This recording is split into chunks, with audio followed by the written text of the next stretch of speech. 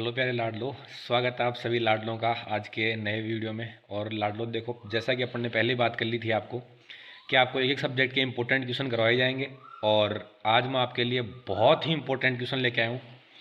सबसे पहले जो अपन क्वेश्चन करेंगे वो करेंगे गायनी के और वेटनरी गायनेकोलॉजी और ऑब्स्टेटिक्स के क्वेश्चन करेंगे, जिसके अंदर मैंने आपके लिए टोटल पूरी सब्जेक्ट में से जो भी अपने पीछे के जितने भी यूनिवर्सिटी के क्वेश्चन आए हुए हैं, जो भी यूनिवर्सिटी के क्वेश्चन आए हुए हैं अपने पहले, ठीक है, जो भी अपने यूनिवर्सिटी के अलावा अपना जो भी एग्जाम के पेपर हो रखे हैं, जैसे चाहे राजस्थान के अंदर एलएसए का एग्जाम हो, हरियाणा में वीएलडीए का एग्जाम हो, ठीक है, दिल्ली के अंदर एग्जाम होता है या बीएसएफ का एग्जाम है, जो भी एग्जाम हुए हैं तुम्हारे आज तक या यूनिवर्सिटी के जो एग्जाम हुए हैं, उन सभी क्वेश्चंस को ध्यान में रखते हुए, उस पैटर्न को ध्यान में रखते हुए, उन टॉपिक को ध्यान में रखते हुए तुम्हारे लिए मैंने गैस पेपर बनाया है।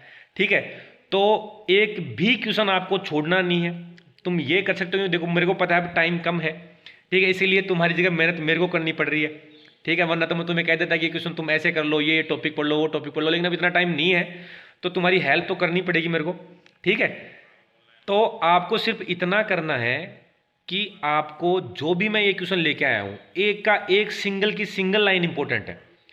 तो चाहे आपको क्या करना है, क्योंकि अभी टाइम है थोड़ा कम, तो आप इसको 1.25 पे या 1.5x पे थोड़ा स्पीड करके देख सकते हो। देखना पूरा है, कोई भी क्वेश्चन छोड़ना नहीं है, ठीक है, क्योंकि हर एक लाइन, हर एक इंपॉर्टेंट, हर एक चीज़ इंपॉर्टेंट हो सकता है। अपने एक तरीके से ऐसे कह सकते हैं कि अगर तुमने गायनी की थ्योरी अच्छे से पढ़ लिया तो तुम एक तरीके से पेपर दे सकते हो। एक तरीके से गैस पेपर है ये, कि तुम्हें पता लग जाएगा कि तैयारी कैसी है। हो सकता है कि इसमें से 5 क्वेश्चन 7 क्वेश्चन यहाँ से पूरी पूरी संभावना है कि इन्हीं गैस पेपर में से आने की, क्योंकि इसके अंदर अपन ने हर एक इंपॉर्टेंट चीज़ को कवर करने की कोशिश करी है। ठीक है, तो अब आपने तैयारी तो अच्छे से पहले ही कर ही ली है। अब आपको क्या करना है कि अच्छे से थोड़ा जो आपने तैयारी की है उसका इवोल्यूशन करना है। ठीक है, या जो इंपॉर्टेंट क्वेश्चन और हैं, या जो हमें लग रहे हैं कि इंपॉर्टेंट क्वेश्चन हो सकते हैं, या इंपॉर्टेंट क्वेश्चन आ सकते हैं, या आपको हम करवा देंगे। तो छोड़ना नहीं है। मैं गायनी को आपको 2 पार्ट में करवाऊंगा, क्योंकि ऐसे तो फिर क्या होता है, लाडलो थोड़ी वीडियो बड़ी हो जाती है। जैसे भी जब भी तुम फ्री रहो, ठीक है, कि रात को सोते टाइम चाहे तुम फ्री हो रहे हो, दिन में तुम फ्री हो रहे हो, जब भी तुम्हारा मूड थोड़ा सा ऑफ है, तो उस टाइम तुम फटाफट फटाफट फास्ट करके पूरे वीडियो को एंड तक देखना है, ठीक है, ताकि अपने को पूरे पूरे क्वेश्चन अच्छे से पता लग सके। एक टॉपिक, एक अभी जो 30 क्वेश्चन के समथिंग मैं इसके अंदर करवाऊंगा आपको, और 25-30 क्वेश्चन के आसपास ही मैं आपको एक दूसरे वीडियो के अंदर करवाऊंगा। टोटल आपको 60 क्वेश्चन करवाऊंगा मैं गायनी के, और 60 क्वेश्चन में लगभग लगभग सारी चीज़ें कवर हो जाएंगी। उसके बाद अपन दूसरी सब्जेक्ट स्टार्ट करेंगे। ठीक है, तो करते हैं अपने स्टार्ट बिना समय गवाए। लेकिन लाडलो मैं कह रहा हूं तुम्हें छोड़ना नहीं है, बाद में पछताने के लिए कुछ भी नहीं बचेगा। एक एक क्वेश्चन इंपॉर्टेंट हो सकता है, एक एक नंबर इंपॉर्टेंट है, तो फटाफट फटाफट देखना है, लेकिन देखना एंड तक है। ठीक है, और अपने जो भी प्यारे लाडले हैं, जिगर के छल्ले हैं, जो भी तुम्हें लगता है कि यार इनको भी तो बता ही देना चाहिए, ठीक है, तो उन तक भी ये पहुंचा देना भाई, क्योंकि मैं तो तुम्हारी तक पहुंचा सकता हूं। तो जो मैं काम कर रहा हूं, चलो पहला क्वेश्चन जैसे मैं उठा लूं इसके अंदर, कि निम्न में से गर्भावधि हेतु सही मिलान कौन सा है। तो देखो पहला क्या है, गाय में 280 दिन, क्योंकि गर्भावधि सभी जानवरों की इंपॉर्टेंट है और हर जानवर के लिए ये बार बार पूछते रहते हैं। ठीक है, तो इसीलिए जैसे गाय के अंदर 280 दिन बिल्कुल सही है, एकदम सही है ये तो। फिर सूर्य के अंदर 145 दिन, ये बेटा गलत हो गया। ठीक है, फिर ऊंट के अंदर 390 दिन, इसका मतलब ये भी सही है। भैंस के अंदर 310 दिन, बोलते जाओ उधर से, तुम्हें साथ साथ ही सोल्व करना है। ठीक है, ऐसे नहीं सल गलत है वो, तो मैं तो बता ही रहा हूँ, तुम्हें भी साथ साथ करना है। ठीक है, भैंस के अंदर सही है, ठीक है सही है भैंस के अंदर। बकरी के अंदर सही है, ठीक है सही है बकरी के अंदर भी। ठीक है, और बच क्या गया, घोड़े के अंदर, तो घोड़े के अंदर सही है क्या, घोड़े के अंदर भी लाडलो सही है, 340 दिन। ठीक है, तो गाय के अंदर 280 दिन हो गया, भैंस के अंदर 310 दिन हो गया। ठीक है, भेड़ के अंदर 145 दिन, बकरी के अंदर 155 दिन। ठीक है, और घोड़े के अंदर 340 दिन। इसका मतलब क्या क्या सही हो गया इसके अंदर, इसने सही मिलान पूछा है, तो A B D E F, यानी कि चौथा ऑप्शन सही हो गया। ठीक है, यही मान रहे हो तुम भी, किसी को कोई कंफ्यूजन तो नहीं है। हाँ, कंफ्यूजन होना भी नहीं चाहिए बेटा। चलो फिर अगले पे चलते हैं अपन, नेक्स्ट क्वेश्चन पे। और नेक्स्ट क्वेश्चन में है कि मुर्गी में क्रियाशील अंडाशय व अंडवाहिनी कौन सी साइड की होती है। तो आपको पता है कौन साइड की होती है, इसमें तो कोई कंफ्यूजन वाली बात है ही नहीं, है क्या, कोई कंफ्यूजन वाली बात नहीं है। तो मुर्गी के अंदर अंडाशय और अंडवाहिनी दोनों ही लेफ्ट साइड की क्रियाशील होती हैं, राइट साइड की अक्रियाशील होती हैं, इनएक्टिव होती हैं। राइट साइड का काम करता ही नहीं है। ठीक है। बाकी जानवरों में अगर आपको पूछ ले तो आपको ध्यान रखना है कि बाकी जानवरों के अंदर क्या होता है। जैसे मैं कहूँ गाय भैंस वगैरह के अंदर राइट साइड की ओवरी ज़्यादा एक्टिव होती है, घोड़ी के अंदर और कैमल के अंदर लेफ्ट साइड की ओवरी ज़्यादा एक्टिव होती है। ये भी पूछ सकते हैं, क्योंकि मैं आपको क्या करूँगा, इन क्वेश्चन तो करवाऊंगा, साथ साथ इनके आसपास की जो इंपॉर्टेंट बातें हैं वो भी बताऊंगा। ठीक है। कुतिया और बिल्ली के अंदर कितने दिन का गर्भकाल होता है, तो ये आपको पता ही है कि बाकी सभी जानवरों में तो कर लिया। ये दो बच गए थे अपने इंपॉर्टेंट, ये भी बहुत इंपॉर्टेंट इसलिए अपने को यहाँ के क्वेश्चन आया हुआ इन पे पहले, तो इसका हो गया 60 दिन। ठीक है। चलो नेक्स्ट करते हैं। नेक्स्ट अपन बात कर रहे हैं कि कृत्रिम गर्भाधान हेतु सही मिलान नहीं है। इनमें से कौन सा मिलान कृत्रिम गर्भाधान हेतु सही नहीं है? तो पहला है गाय भैंस में रेक्टोवेजाइनल मेथड, ये तो बिल्कुल सही है। ठीक है। भैंस के जो भेड़ बकरी है उसके अंदर वेजाइनल स्पेकुलम मेथड, ये भी बिल्कुल सही है। सुअर के अंदर कॉर्क स्क्रू मेथड, ये भी सही है। और घोड़ी के अंदर रेक्टोवेजाइनल मेथड नहीं लाड लो। घोड़ी के अंदर रेक्टोवेजाइनल का मतलब एक हाथ रेक्टम में दे रखा है और अपन ने गन वेजाइना में डाली, लेकिन नहीं बेटा, घोड़ी के अंदर अपन हाथ भी वेजाइना में डालते हैं और वेजाइना के माध्यम से ही यही करते हैं। क्योंकि ये क्वेश्चन बहुत इंपॉर्टेंट है कि गाय भैंस के अंदर या तो गर्भ परीक्षण करते समय या एआई करते समय लैंडमार्क क्या होता है, क्या चीज होती है जिसको पकड़ के अपन जननांगों को फील करते हैं, तो वो होती है सर्विक्स। जबकि अगर आपको घोड़ी में पूछ ले तो घोड़ी के अंदर होती है ओवेरी, अंडाशय। घोड़ी के अंदर अंडाशय को देख के अपन बाकी चीजों को फील करते हैं। लैंडमार्क घोड़ी के अंदर अंडाशय या ओवेरी होती है, इसीलिए सर्विक्स तो घोड़ी के अंदर पकड़ में आती ही नहीं, फील ही नहीं होती, इसीलिए अपन रेक्टोवेजाइनल मेथड यूज नहीं करते। इसलिए रेक्टो नहीं आएगा, सिर्फ कौन सा मेथड आएगा इसके अंदर, सिर्फ वेजाइनल मेथड आएगा घोड़ी के अंदर। ठीक है। चलो नेक्स्ट क्वेश्चन, किस पशु में साइलेंट हीट देखने को मिलती है? किस में मिलती है, ये तो इंपॉर्टेंट है, पता भी है आपको। भैंस के अंदर डोका, ठीक है, या टेम्परेरी रूप से टीट के अंदर दूध का भर जाना, वो भी किसके हीट का लक्षण है? भैंस के हीट का लक्षण है। समझ गए बात को? ये हीट के लक्षण इंपॉर्टेंट मैं करवा दूंगा आपको, कोई दिक्कत नहीं है, आगे मैंने लेके आया हूं क्वेश्चन आपके लिए मैं। तो ये हो गए। नेक्स्ट जो अपना क्वेश्चन है, उदर गुहा में वर्षण का, उदर गुहा से वर्षण का वर्षण कोष में ना उतरना क्या कहलाता है? इम्पोर्टेशिया कोंडाई, इम्पोर्टेंशिया जेनेरेंडी, क्रिप्टोर्चिडिज्म और डाइफेलस। तो सीधी सी बात है, इसमें क्या हो जाएगा? क्रिप्टोर्चिडिज्म। ये बहुत इंपॉर्टेंट है। ठीक है। घोड़े के अंदर सबसे ज्यादा देखने को मिलता है। घोड़े के अंदर टेस्टिस कई बार वर्ण कोष में नहीं उतरते, सबसे ज्यादा आपको घोड़े के अंदर ही देखने को मिलता है। ठीक है। अगला आपको पूछ ले कि पुरुष जनन तंत्र और मादा जनन तंत्र के अध्ययन को क्या कहलाते हैं? बेटा देखो, ये बहुत ईजी है और पहली लाइन ही है ये, लेकिन ये कई बार एग्जामों में पूछ रहा है, इसलिए ये आपको करवाना पड़ रहा है कि गायनेकोलॉजी क्या होता है? मादा जनन तंत्र का अध्ययन, और एंड्रोलॉजी होता है नर जनन तंत्र का। तो पहले इसने क्या पूछा है? पुरुष जनन तंत्र, तो पहला तो हो जाएगा एंड्रोलॉजी, और अगला पूछा है मादा जनन तंत्र, तो वो हो जाएगा गायनेकोलॉजी। यानी इसका आंसर क्या चला गया? इसका आंसर चला गया बी। समझ गए बात को? चलो अगला है, हाँ, कि गर्भाशय का आकार। बेटा गर्भाशय का आकार सभी जानवरों को इंपॉर्टेंट है, और मैं सभी जानवरों का इसके अंदर ही ले आया हूं। ठीक है। तो जो सबसे मैं पहली बात करूं कि वाई आकार गर्भाशय गाय भैंस के अंदर होता है, बिल्कुल सही बात है कि वाई आकार गर्भाशय गाय भैंस के अंदर होता है। फिर टी आकार का होता है घोड़ी के अंदर, बिल्कुल सही बात है। वी आकार किसमें होता है? बिच के अंदर, ये भी बिल्कुल सही बात है। इसका मतलब क्या हो गया? सभी क्या हो गए? सही हो गए। और एक खास बात और बता दूं मैं कि अगर आपको पूछ ले सबसे बड़े हॉर्न किसमें होते हैं, सही कह रहे हो तुम, सूअर के अंदर सबसे बड़े हॉर्न होते हैं। ठीक है। अगर मैं तुम्हें पूछ लूँ कि सबसे बड़ा अंडाशय, सबसे बड़ी कार्पस ल्यूटियम और सबसे बड़ी ओवेरी, बिल्कुल जी, ओवेरी अंडाशय की चीज तो होगी। अरे सही कह रहे हो, मतलब मेरा कहने का मतलब है कि अंडाशय, फोलिकल यानी ग्राफिन फोलिकल और कार्पस ल्यूटियम सबसे बड़ी किसकी होती है? तो तुम कहोगे घोड़ी की। ठीक है। और घोड़ी की कार्पस ल्यूटियम कैसी होती है? फूल गोभी के समान कॉलीफ्लावर शेप होती है। ठीक है। और अगर आपको पूछ ले कि ओव्यूलेशन फोसा किस में होता है, तो आप कहोगे घोड़ी के अंदर, क्योंकि ये तीनों की तीनों चीजें बहुत इंपॉर्टेंट है। ठीक है बेटा, मैं ये जो क्वेश्चन करवा रहा हूँ वो तो है ही, इसके आसपास की चीजें जो भी इंपॉर्टेंट है मैं सारी आपको साथ बता रहा हूँ। ठीक है, इसलिए सुनना पूरा है। अगला क्या है? गर्भ परीक्षण विधि हेतु सही मिलान नहीं है। कौन सा मिलान सही नहीं है? तो गाय भैंस में रेक्टल पाल्पेशन से गर्भ परीक्षण करते हैं, तो बिल्कुल सही बात है। अरे रेक्टम में हाथ देके तो चेक करते हैं, पहले सर्विक्स को, सर्विक्स क्या है? लैंडमार्क है, सर्विक्स को फील करके बाकी ऑर्गन्स को फील करेंगे। फिर अगला क्या है? भेड़ बकरी, तो भेड़ बकरी के अंदर पेट को पकड़ के, अरे भेड़ के अंदर तुम रेक्टम में हाथ थोड़ा ना दे सकते हो, है? हाँ, कई कहते हो कुछ दे देंगे मैं तो, अरे नहीं देना बेटा। ठीक है। घोड़ी के अंदर जो भेड़ बकरी है उसके अंदर तो पेट को पकड़ के फील करते हैं। सोनोग्राफी भी कर सकते हो, बाकी चीजें भी कर सकते हो, लेकिन एब्डोमिनल पाल्पेशन यूज करते हैं अपन। ठीक है। या यूएसजी यूज कर लेंगे, लेकिन रेक्टल पाल्पेशन नहीं यूज करते। घोड़ी के अंदर वेजाइनल पाल्पेशन, तो घोड़ी के अंदर वेजाइनल पाल्पेशन, वेजाइना में हाथ देके चेक कर लोगे क्या घोड़ी प्रेग्नेंट है कि नहीं है? नहीं कर पाओगे। वेजाइना में हाथ देके कैसे चेक कर लोगे घोड़ी प्रेग्नेंट है कि नहीं है? तो इसका मतलब गलत कौन सा हो गया, सही मिलान यही नहीं है। क्योंकि घोड़ी के अंदर तुम्हें क्या करना है, घोड़ी के अंदर भी वही रेक्टल पाल्पेशन कर सकते हो तुम, सोनोग्राफी कर सकते हो, एक्सरे कर सकते हो, ठीक है, या दूसरे टेस्ट हैं जैसे अपन कह सकते हैं क्यूबोनी टेस्ट कह सकते हो, एजेड टेस्ट कर सकते हो। क्यूबोनी टेस्ट में ईस्ट्रोजन का पता लगाते हैं, एजेड टेस्ट में हाँ पीएमएसजी हार्मोन का पता लगाते हैं, रैबिट टेस्ट भी कहते हैं जिसको। एक फ्रीडमान टेस्ट होता है, उसमें भी क्या करते हैं अपन पीएमएसजी हार्मोन का ही पता लगाते हैं, ठीक है। कब से कब पता लगाते हैं? हाँ 40 से 140 दिन तक पीएमएसजी हार्मोन का पता लगाते हैं। और अगर ईस्ट्रोजन हार्मोन का पूछ ले या क्यूबोनी टेस्ट का पूछ ले तो 150 से 300 दिन, यही है बात, ठीक है। और ऊंटनी के अंदर कोकिंग ऑफ टेल, ये आपको मिलेगा ऊंटनी के अंदर। कोकिंग ऑफ टेल क्या हो जाएगी, वो पूंछ को ऊपर कर लेगी। जब कोई भी आदमी या कोई भी दूसरा ऊंट उसके पास जाएगा तो पूंछ को ऊपर कर लेते हैं, जिसको बोलते हैं कोकिंग ऑफ टेल।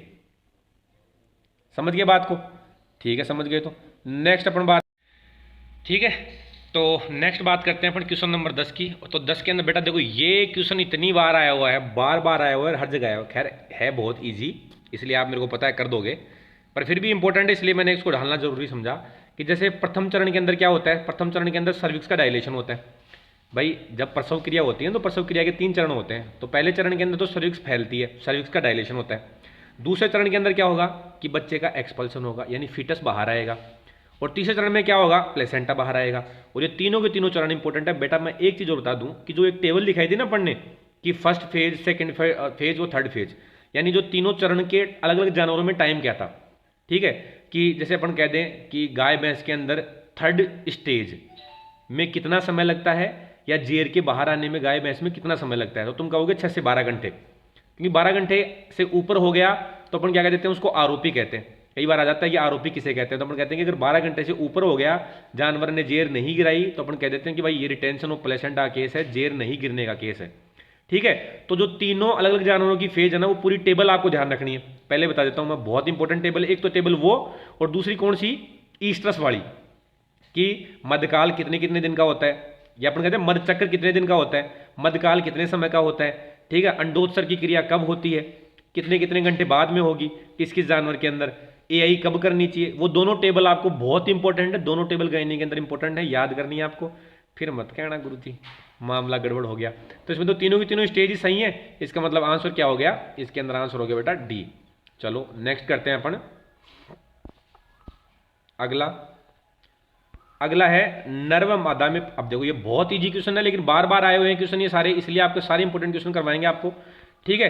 क्योंकि हो सकता है एक आधी लाइन आपको ऐसी मिल जाए एग्जाम में आ जाए, इंपॉर्टेंट हो, और बाद में कहे गुरु जी हम तो करके ही नहीं गए थे। तो ऐसा नहीं होना चाहिए, फटाफट फटाफट देख लो चाहे, ठीक है, थोड़ा स्पीड करके देख लो, लेकिन देखना पूरा है। नर्व मादा में प्राथमिक प्रजनन अंग, तो नर में तो क्या हो गया वृषण, मादा में क्या हो गया अंडाशय।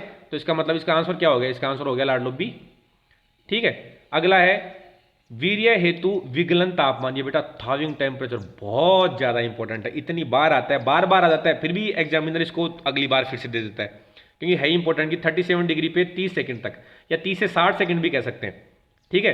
तो वो तो ऑप्शन पे देख लेंगे, अगर 30 सेकंड है सिर्फ तो 30 सेकंड करना है सबसे पहले, तो अगर 30 से 60 तो कोई दिक्कत नहीं है, लेकिन टेम्परेचर 37 डिग्री सेंटीग्रेड रखते हैं, ठीक है। अगला क्वेश्चन है अपना कि अंडाशय का आकार। बेटा ये बहुत ज्यादा इंपॉर्टेंट क्वेश्चन है, वैसे तुम्हें याद है, मेरा ऐसा मानना है, लेकिन फिर भी देख लेते हैं कि गाय भैंस भेड़ बकरी में बादाम के आकार का होता है, आलमंड शेप कह देते हैं जिसको। घोड़ी के अंदर सेम के बीज के आकार का, या मैं कह दूं बीन शेप, या मैं कह दूं किडनी के आकार का, ठीक है। और घोड़ी के अंदर ओव्यूलेशन फोसा होता है ना, इसीलिए किडनी के आकार का होता है, इसीलिए बीन शेप होता है, ठीक है। सुअरी, कुतिया और मुर्गी में अंडा नहीं है बेटा, ये अंगूर के गुच्छे हैं, अंडा नहीं है, ये अंगूर के गुच्छे या मलबेरी शेप होता है, ठीक है। तो सुअर, देखो कई बार कंफ्यूजन हो जाता है कि गुरुजी सुअरी भी ऑप्शन में आ गया, कुतिया भी आ गया, मुर्गी भी आ गया, तो क्या करें। तो बेटा सबसे पहले करना अपने को सुअरी, ठीक है, कि अंगूर के गुच्छे के समान या मलबेरी। वैसे ऐसा कंफ्यूजन वाला क्वेश्चन कभी भी नहीं आएगा, लेकिन अगर फिर भी आ जाता है तो उस टाइम अपने को जिद बहस नहीं करनी है, नाराजी नहीं दिखानी।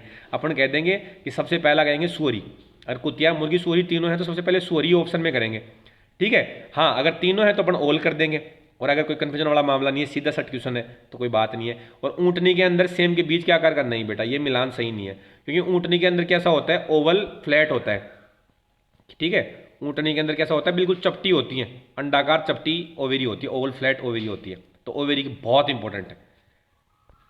नेक्स्ट 9 नंबर क्वेश्चन है अपना, अच्छा 9 नंबर क्या 14 नंबर आ गया। तो निम्न में से किसे गर्भाशय ग्रीवा कहते हैं या नेक ऑफ वुम्ब कहते हैं? अरे गर्भाशय की गर्दन किसको कहते हैं, ठीक है, तो सर्विक्स को अपन गर्भाशय की गर्दन कहते हैं, ये सर्विक्स के लिए अपन यूज करते हैं, ठीक है। अगला क्या है, शुक्राणु व टेस्टोस्टेरोन का निर्माण। बेटा देखो ये पक्का पूछेंगे, बहुत चांस है, मतलब पूछेंगे, मतलब पूरी संभावना रहती है, बहुत इंपॉर्टेंट क्वेश्चन है ये।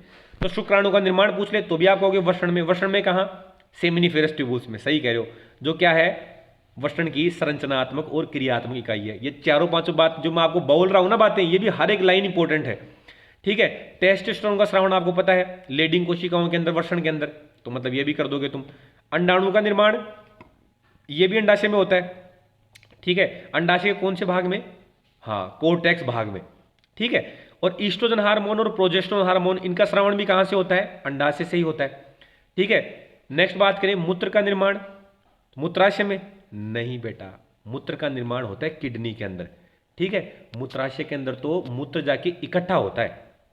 और वर्ण की संरचनात्मक और क्रियात्मक इकाई सेमिनिफेरस ट्यूबुल्स, मतलब ये भी सही है बेटा, संरचनात्मक और क्रियात्मक इकाई हर चीज की ध्यान रखनी है, चाहे किडनी की पूछ ले, ठीक है, चाहे तंत्रिका तंत्र की पूछ ले, चाहे आपको वर्ण की पूछ ले, हर एक की ध्यान रखनी है आपको, इसमें कोई कंफ्यूजन वाला मामला नहीं रखना, ठीक है। चाहे लंग्स की पूछ ले, चाहे मेमोरी ग्लैंड्स की पूछ ले, ये संरचनात्मक और क्रियात्मक इकाई बहुत ज़्यादा इंपॉर्टेंट है, समझिए बात को।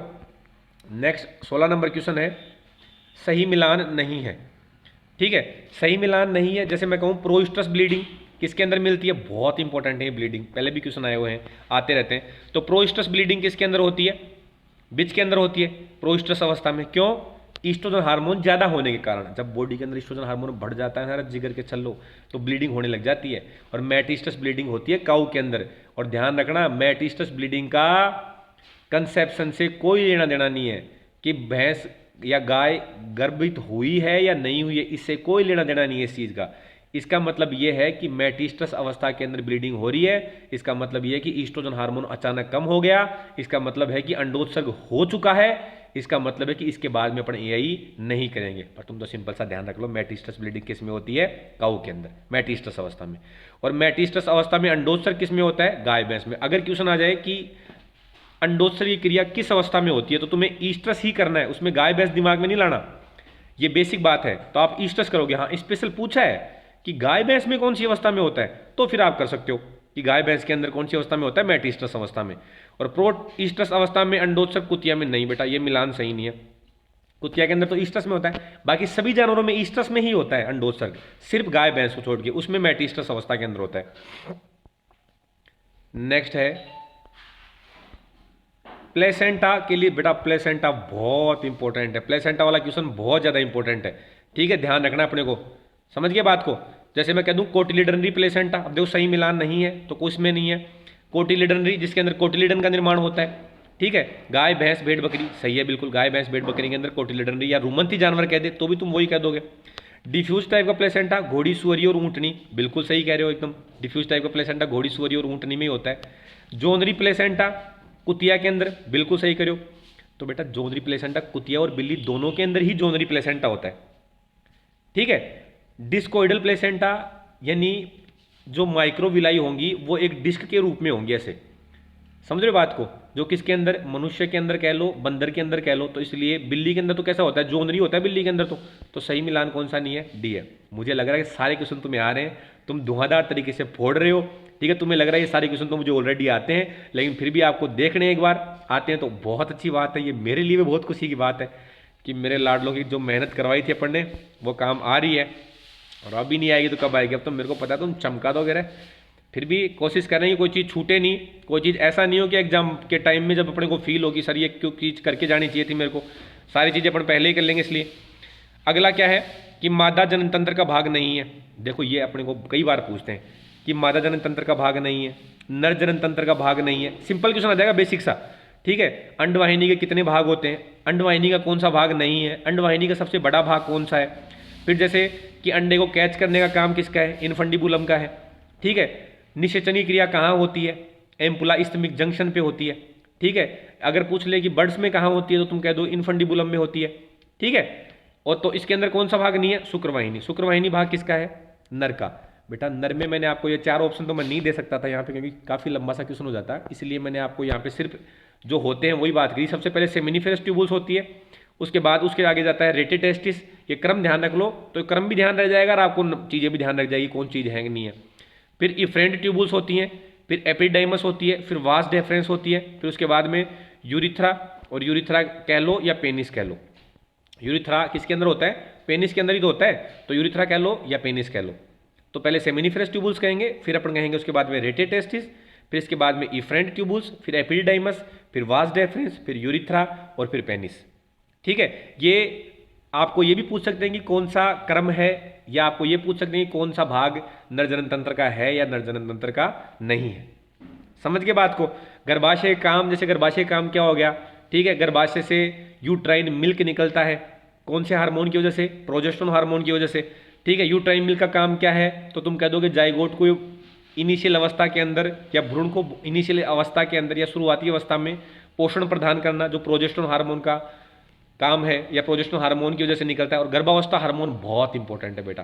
देखो ईस्ट्रस का कोई भी लक्षण आता है ना, हीट का जो भी लक्षण आएगा वो ईस्ट्रोजन की वजह से आता है, कोई भी लक्षण हो हीट का। ठीक है। अगर पूछ ले गर्भावस्था का कोई भी लक्षण हो, वो सारा किसकी वजह से आता है, प्रोजेस्टेरोन की वजह से। या गर्भावस्था को बनाए रखने के लिए प्रोजेस्टेरोन हार्मोन इंपॉर्टेंट है। ठीक है। चलो आगे देखते हैं फिर क्या है। हार्मोन तो आप कर ही लोगे लाडलो, हार्मोन में इतना कुछ मैटर है नहीं। जैसे आपको कह देंगे ऑक्सीटोसिन हार्मोन बहुत ज़्यादा इंपॉर्टेंट है, ऑक्सीटोसिन की हाफ लाइफ 3 से 4 मिनट तक कह देते हैं। ठीक है। फिर अपन पूछ लेंगे ऑक्सीटोसिन हार्मोन का काम क्या है, मिल्क लेट डाउन। बोलते रहो साथ साथ मेरे चीज़ों का रिवीजन करते रहो, फटाफट करते रहो चाहे। ठीक है। कि ऑक्सीटोसिन हार्मोन का काम क्या है, कि मिल्क लेट डाउन है, गेमेट ट्रांसपोर्ट है। ठीक है। गेमेट को ट्रांसपोर्ट करने में हेल्प करता है ये।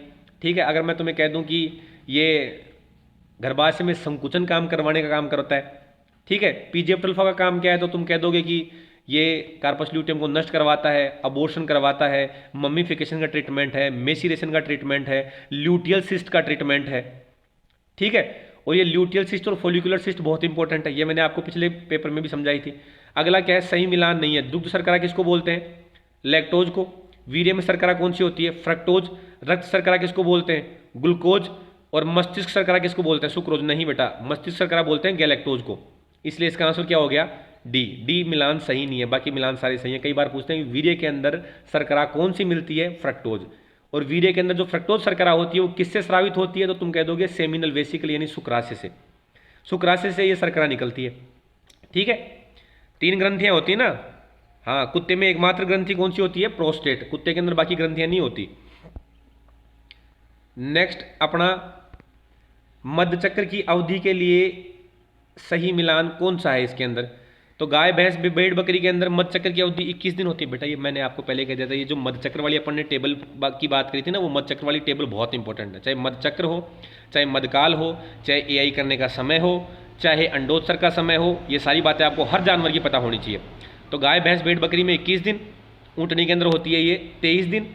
ठीक है। बकरी के अंदर 19 से 20 दिन और भेड़ के अंदर 16 से 17 दिन। इसका मतलब चारों की चारों सही है ये तो। ठीक है। तो इसका मतलब ABCD यानी डी ऑप्शन हो गया। यही सोच रहे थे ना तुम भी, अरे सही तो कर रहे हो ना, ऐसा तो नहीं है तुम ये भी गलत कर रहे हो। हाँ, सही करना है तुम्हें, गलत हो गए तो भी कोई दिक्कत नहीं, ये इंपॉर्टेंट क्वेश्चन है बेटा, देखने हैं। ठीक है। छोड़ना नहीं है इनमें से कोई भी। बाद में एल्यो उल्यो करते हुए मेरे पास मत आना कि गुरुजी गड़बड़ हो गई। गड़बड़ होने ही नहीं देंगे लाडलो। अगला क्या है, गर्भपात हेतु सही कथन या सही मिलान नहीं है। इनमें से कौन सा मिलान गर्भपात हेतु सही नहीं है। अब ये बेटा ट्राइकोमोनियसिस, ये बहुत ज़्यादा इंपॉर्टेंट है। ट्राइकोमोनियसिस बार बार क्वेश्चन आता है। तो बेटा मैं आपको बता दूं कि जो ये ट्राइकोमोनियसिस है ना, ये तो है प्रोटोजोआ, और जो ये विब्रियोसिस कह दूं या कैंपाइलोबैक्टीरियोसिस कह दूं, ये बैक्टीरियोसिस। बैक्टीरियोसिस का मतलब बैक्टीरिया है ये। ठीक है। बैक्टीरियोसिस का मतलब बैक्टीरिया है ये, या इसका दूसरा नाम विब्रियोसिस कहते हैं। तो ये तो है बैक्टीरिया यानी जीवाणु है, और ट्राइकोमोनियसिस है प्रोटोजोआ। पहली क्वेश्चन तो यही ध्यान रखना है कि कौन सा प्रोटोजोआ से अबॉर्शन होता है, कौन सा कारक है, तो प्रोटोजोआ जनित अबॉर्शन ट्राइकोमोनास के कारण होता है प्रथम तिमाही के अंदर या 2 से 4 माह के अंदर, कुछ भी आ जाएगा उसमें, दोनों ही सही हैं। ठीक है, इसके अंदर पोटैटो सूप लाइक मवाद आती है। इसका जो बहुत ही इंपॉर्टेंट लक्षण, बहुत ज़्यादा इंपॉर्टेंट लक्षण है, वो ये है कि इसमें अर्ली एम्ब्रियोनिक डेथ हो जाती है, यानी जल्दी ही भ्रूण की डेथ हो जाती है। अरे जब प्रथम तिमाही के अंदर ये अबॉर्शन हो गया ना, तो उस टाइम तो एम्ब्रियो ही होता है, तो अर्ली एम्ब्रियोनिक डेथ हो जाती है। और इनफर्टिलिटी, ठीक है, यानी जानवर जल्दी से गाभण में नहीं होता या जल्दी से गर्भित नहीं होता। तो इनफर्टिलिटी और अर्ली एम्ब्रियोनिक डेथ, ये दो बहुत ही इंपॉर्टेंट कैरेक्टर हैं ट्राइकोमोनास के।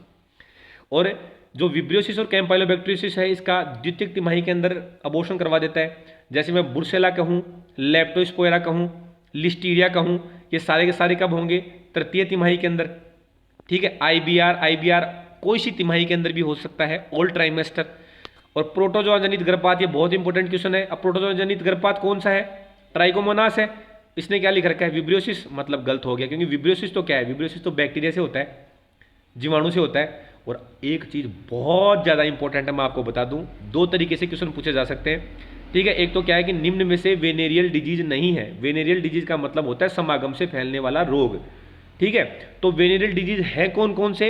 एक तो ट्राइकोमोनियासिस और एक विब्रियोसिस और कैम्पाइलोबैक्टीरियोसिस। ये क्या है? ये समागम से फैलने वाले रोग हैं जो बाद में गर्भपात करवाते हैं।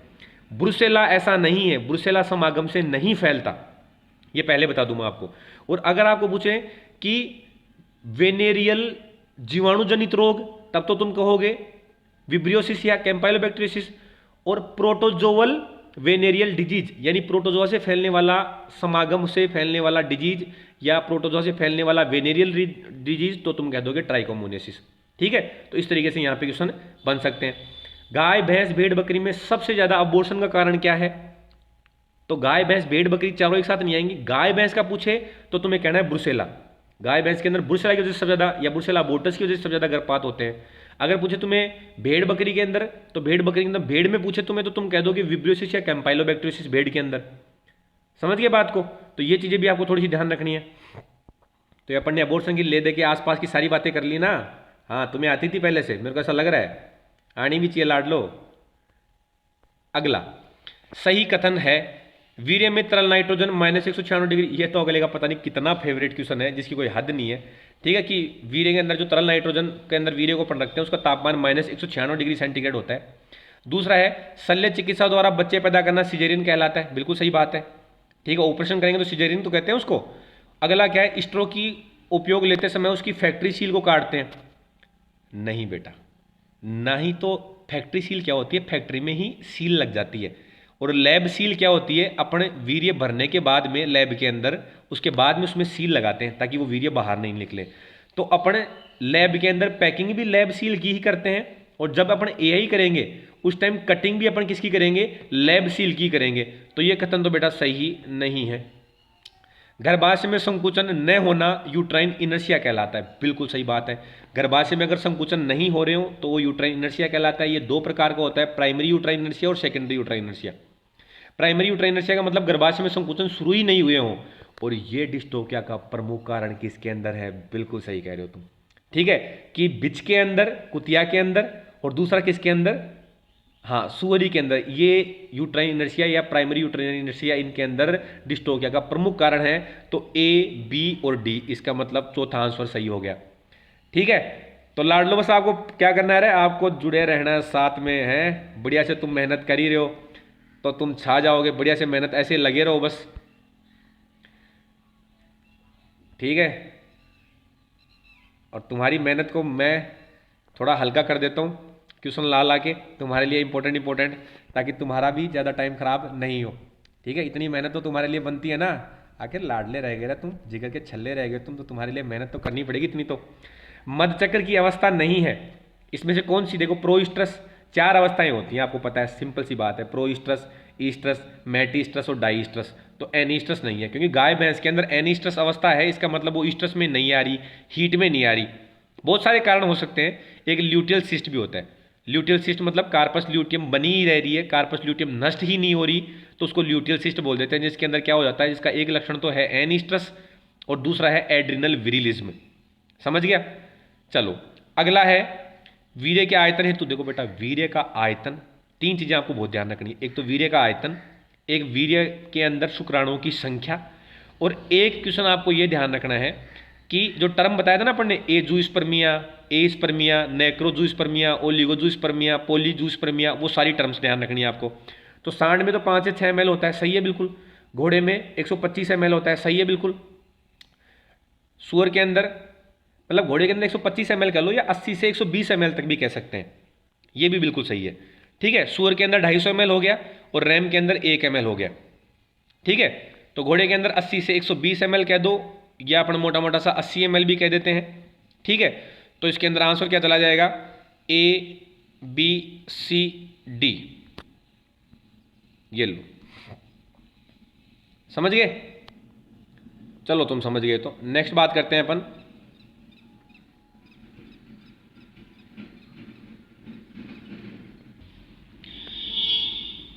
चलो तो अगला देखते हैं अपन क्वेश्चन फिर।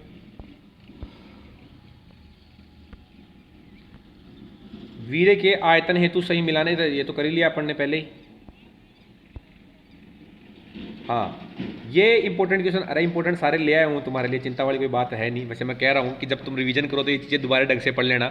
ठीक है, जो मैं टॉपिक बता रहा हूँ दोबारा पढ़ लेना, लेकिन एक बार तो अपन रिवीजन यहीं कर रहे हैं ना सारा, इसलिए यहीं ध्यान से देखना अपने को। अब अगला है कि शुक्राणु की सांद्रता हेतु सही मिलान है। भाई सांड के अंदर कितने होते हैं, 1200 मिलियन होते हैं 1 ml के अंदर। ठीक है, रैम के अंदर 3000 मिलियन होते हैं। ठीक है, अगला क्या है, ठीक है, तो ये दोनों तो सही है। घोड़े के अंदर 270 मिलियन नहीं, घोड़े के अंदर 270 मिलियन नहीं होते, कुछ सुअर के अंदर होते हैं, और घोड़े के अंदर 120 मिलियन होते हैं। मतलब सी भी गलत हो गया और डी भी गलत हो गया। मतलब सही कौन से हैं, ए और बी, ए और बी ही सही है इसके अंदर। तो सांद्रता का भी क्वेश्चन बहुत इंपॉर्टेंट है।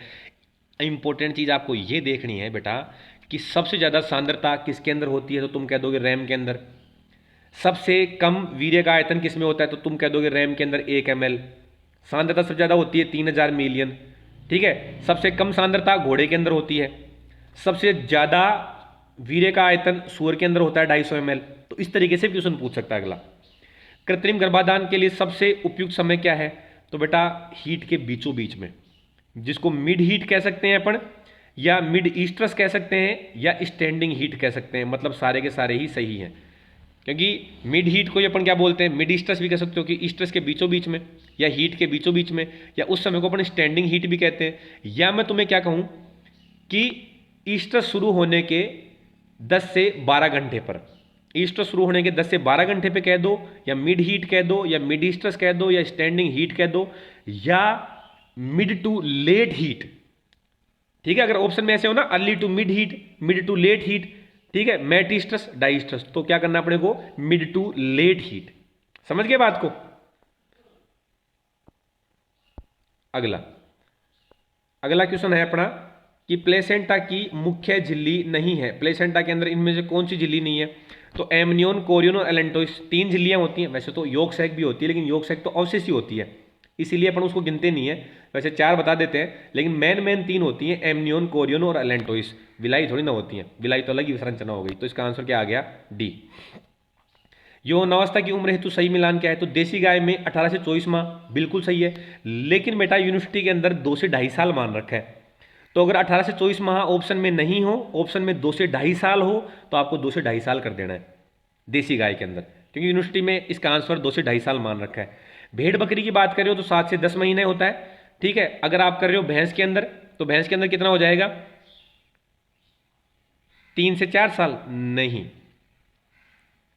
कितना हो जाएगा, हाँ बिल्कुल सही कह रहे हो, 24 से 36 माह, यानी कि 2 से 3 साल। तो इसका मतलब सही कौन सा नहीं है, सी सही नहीं है। और ऊंट के अंदर 3 से 4 साल, या मोटा मोटा सा मैं कह दूं 4 साल, तो बिल्कुल सही बात है कि ऊंट के अंदर तो कितनी होती है, 4 साल ही तो होती है ऊंट के अंदर।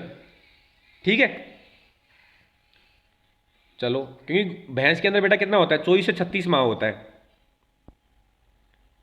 अगला है अपना क्वेश्चन, हाँ ये बेटा बहुत बार आया हुआ है, ग्लास पेनिस की सूजन बहुत बार यूनिवर्सिटी में आया हुआ है, इसलिए बहुत इंपॉर्टेंट हो गया कि ग्लास पेन। तो इसलिए मैंने सारी जितनी भी सूजन थी ना उनको एक साथ ले आया तुम्हारे लिए। ठीक है, कि सारे लाडलों को भटकना नहीं पड़े, सारी सूजन यहीं पता लग जाए एक ही जगह। कि ग्लास पेनिस की सूजन आना बेलेनाइटिस कहलाता है, सही बात है बिल्कुल। प्रीप्यूस की सूजन आना पोस्टाइटिस कहलाता है, बिल्कुल सही बात है। ग्लास पेनिस और प्रीप्यूस दोनों की ही सूजन आ जाए तो बेलेनोपोस्टाइटिस कहते हैं, ये भी सही बात है। गर्भाशय में सूजन आ जाए तो मेट्राइटिस कहते हैं, ये भी सही बात है। और अंडाशय में सूजन आ जाए तो ऊफराइटिस कहते हैं या ओवेराइटिस कहते हैं, ये भी सही बात है। तो ये सारी की सारी सूजन से रिलेटेड गायनी में जो क्वेश्चन बनते हैं मैं आपके लिए यहीं ले गया। एंडोमेट्रियम में सूजन आ जाए तो एंडोमेट्राइटिस कह देंगे, मायोमेट्रियम में सूजन आ जाए तो मायोमेट्राइटिस कह देंगे, ठीक है। और पूरे गर्भाशय की तीनों परत में आ गई तो मैंने क्या कह दिया, मेट्राइटिस। पेरीमेट्रियम में सूजन आ जाए तो पेरीमेट्राइटिस कहते हैं। इसका मतलब ABCDE सारे के सारे ही सही हैं, क्योंकि मेरा मकसद ये था कि तुम्हें ये चीज़ें सारी एक साथ मिल जाए। ये मेरा मतलब ये नहीं है कि तुम्हें ये क्वेश्चन करवा रहा हूँ या तुम्हारा मैं कोई टेस्ट ले रहा हूँ, ठीक है। टेस्ट तो तुम दे ही रहे हो तो अच्छी बात है, लेकिन मेरा मकसद ये नहीं है इसके अंदर, यहाँ पे बिल्कुल भी ये मकसद नहीं है अपना टेस्ट लेना। अपना मकसद है कि इंपॉर्टेंट चीज़ें या रिवीजन तुम्हारे तक करवाना या इंपॉर्टेंट चीज़ें तुम्हारे तक पहुँचना, ठीक है। अगला क्या है, सही मिलान नहीं है। तो प्रोजेस्टेरोन हार्मोन किससे निकलता है, कॉर्पस ल्यूटियम से, बिल्कुल सही बात है। ईस्ट्रोजन हार्मोन किससे निकलता है, ग्राफियन फोलिकल। देखो या तो आप कह दो कि ईस्ट्रोजन हार्मोन कहाँ से स्रावित होता है, अंडाशय से, बिल्कुल सही बात है। अंडाशय में कहाँ से, ग्राफियन फोलिकल से, ये बात भी बिल्कुल सही है। अब ग्राफियन फोलिकल में कहाँ से, तो तुम कह दोगे थीका इंटरना से, ये बात भी बिल्कुल सही है। टेस्टोस्टेरोन हार्मोन का स्रावण किससे होता है, सर्टोली कोशिकाओं से नहीं होता। सर्टोली कोशिकाओं को तो नर्स कोशिकाएं कहते हैं जो पोषण देती हैं शुक्राणुओं को। फिर टेस्टोस्टेरोन का स्रावण किससे होता है, तो या तो ऑप्शन मिल जाएगा आपको वर्षण, तो वो भी सही है। अगर ऑप्शन में मिल जाए आपको लेडिंग कोशिकाएं, तो वो भी सही है, क्योंकि लेडिंग कोशिकाओं से ही होती है। ऑक्सीटोसिन का हार्मोन पश्य पिट्यूटरी से, ऑक्सीटोसिन हार्मोन का स्रावण तो पश्य पीयूष ग्रंथि से होता है। ऑक्सीटोसिन का निर्माण कहाँ होता है, हाइपोथैलेमस में। और काम मैंने आपको सारे पहले ही बता ही दिए, समझ गए। चलो समझ गए तो नेक्स्ट बात करते हैं अपन अंडोत्सर्ग के लिए सही मिलान नहीं है। इनमें से सही मिलान कौन सा नहीं है अंडोत्सर्ग के लिए, अंडोत्सर्ग की क्रिया के लिए। तो गाय भैंस में अंडोत्सर्ग कब होता है, ईस्ट्रस समाप्त होने के 10 से 12 घंटे बाद। और यही तो पढ़ने कहा था, ईस्ट्रस समाप्त होने के 10 से 12 घंटे बाद। मतलब ईस्ट्रस समाप्त होने के बाद कौन सी अवस्था आती है, मेट ईस्ट्रस। तो इसमें दोनों बातें ही सही हैं। या तो मैं कहूँगा ईस्ट्रस समाप्त होने के 10 से 12 घंटे बाद, या मैं कहूँगा मेट ईस्ट्रस शुरू होने के 10 से 12 घंटे बाद, या मैं कहूँगा ईस्ट्रस शुरू होने के 24 से 36 घंटे बाद। तीनों लाइनों का मतलब एक ही है। घोड़ी के अंदर ईस्ट्रस समाप्त होने से 1 से 2 दिन पहले, बिल्कुल सही बात है। घोड़ी के अंदर ईस्ट्रस खत्म होने वाला होता है। घोड़ी के अंदर ईस्ट्रस काल कितने का होता है, 5 से 7 दिन। तो ईस्ट्रस खत्म होने वाला होता है, उससे 1 से 2 दिन पहले अपने यही 1 से 2 दिन पहले उसके अंदर अंडोत्सर्ग हो जाता है। भेड़ के अंदर 24 से 30 घंटे बाद, बिल्कुल सही बात है। भेड़ के अंदर ईस्ट्रस शुरू होने के 24 से 30 घंटे बाद होता है। सूर्य के अंदर ईस्ट्रस शुरू होने के 20 से 30 घंटे बाद नहीं बेटा, 24 से अपन कह सकते हैं 36 से 48 घंटे या 48 से 72 घंटे। 48 से 72 घंटे के आसपास अपन ज़्यादा सही रखते हैं। इसमें ज़्यादा सही ऑप्शन 48 से 72 घंटे ही है। समझ गए बात को। घोड़ी के इसके अंदर, सुअरी के अंदर, तो इसमें गलत आंसर या सही मिलान कौन सा नहीं है, डी ऑप्शन। तो इसी के साथ आपको मैंने मोटे मोटे से क्वेश्चन करवा दिए हैं। 30 क्वेश्चन आपको करवा दिए। 30 क्वेश्चन मैं आपको नेक्स्ट वीडियो में करवा दूंगा।